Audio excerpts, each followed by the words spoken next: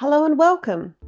Today I'd like to take you on a journey through the life and art of Andy Warhol, one of the most influential figures in modern art. Andy Warhol was born Andrew Warhola on August 6, 1928 in Pittsburgh, Pennsylvania. As a child, Warhol was often sick and spent much of his time in bed, where he developed a deep love of drawing and a fascination with celebrity culture, two interests that would later define his career. After high school, Warhol studied commercial art at the Carnegie Institute of Technology.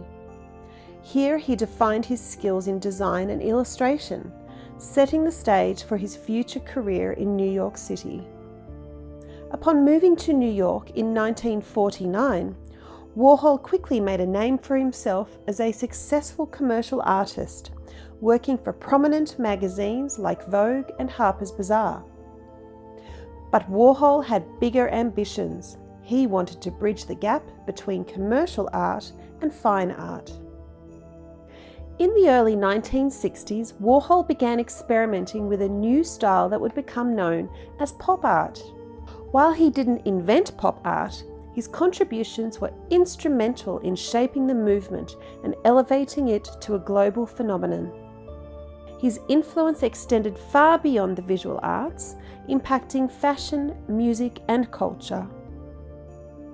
One of Andy Warhol's most recognizable artistic techniques was silkscreen printing, allowing him to produce multiple versions of the same image, which reflected his fascination with mass production and the commodification of art.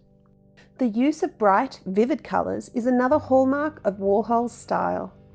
He often employed bold, contrasting colors to create a striking visual impact, enhancing the familiar imagery he depicted.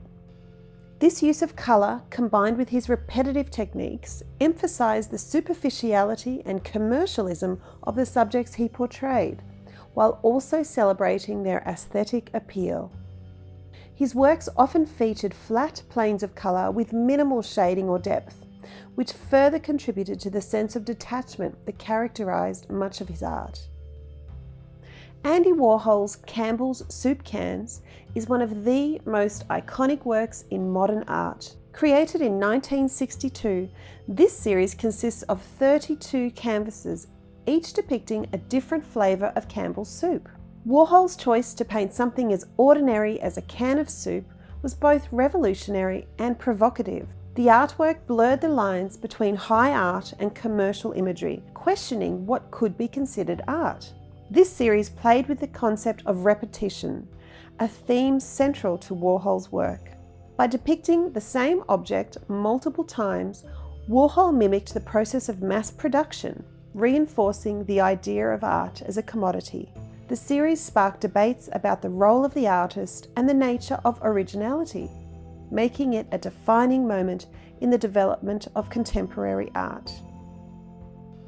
Andy Warhol's Marilyn Monroe series was created shortly after her death in 1962.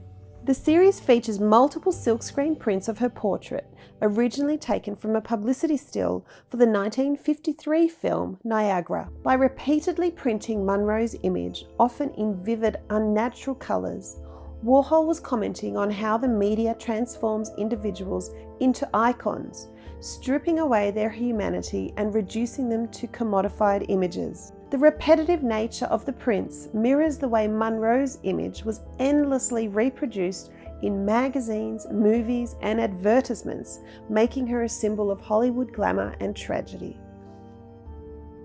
Warhol's studio, known as the Factory, became the epicenter of his creative production and a cultural hotspot in New York City. The Factory was more than just a studio. It was a gathering place for artists, musicians, celebrities, and socialites. It was here that Warhol produced not only his famous paintings, but also a wide range of experimental films and music. Most notably, he was the manager and producer of the experimental rock band The Velvet Underground. Under Warhol's influence, the band's music became a groundbreaking fusion of art and sound. Andy Warhol's impact on modern art is immeasurable.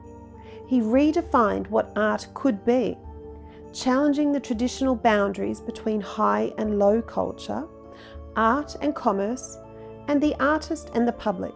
Warhol's work was a reflection of the world around him, a world increasingly dominated by mass media, consumerism, and celebrity culture. Warhol's understanding of the power of media and his ability to manipulate his public persona have made him a precursor to today's celebrity-driven culture. Often described as shy and elusive, he cultivated a public persona that was both part of his mystique and a commentary on the nature of fame. His famous quote, "In the future, everyone will be world famous for 15 minutes," has become a prophetic statement in our age of social media and viral fame. Andy Warhol passed away on February 22, 1987, but his legacy lives on. His art continues to be celebrated in major museums around the world, and his influence can be seen in the work of countless contemporary artists. Warhol's life and art were a reflection of the world he lived in, a world of mass production, consumerism, and celebrity. And in capturing that world, he forever changed the course of modern art.